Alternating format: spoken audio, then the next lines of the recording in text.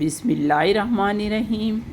ظفر Iqbal Urdu academy ہمارا ایک خوبصورت سا سلسلہ بسلسلہ مستند جوابات اردو جنرل پٹیشن۔ آج کا سوال ہے سیف الملوک اور بدیع الجمال مثنوی کے بارے میں، تو آئیے اس سوال کو دیکھتے ہیں۔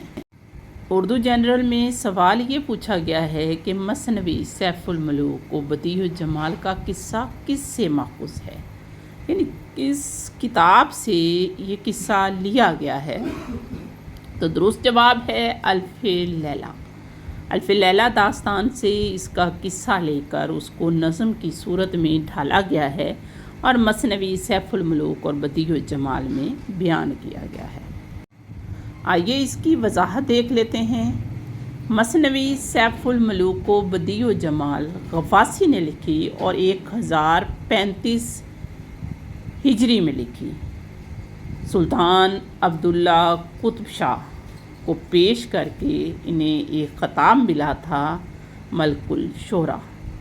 میر سعادت علی خان نے مرتب کی ہے۔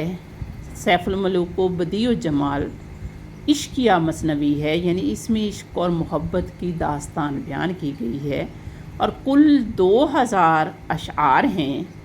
عربی قصے الف لیلہ سے اس کا قصہ لیا گیا ہے۔ اس مثنوی میں مبالغہ اور تخیل کم ہے اور انداز بیاں بہت سادہ ہے۔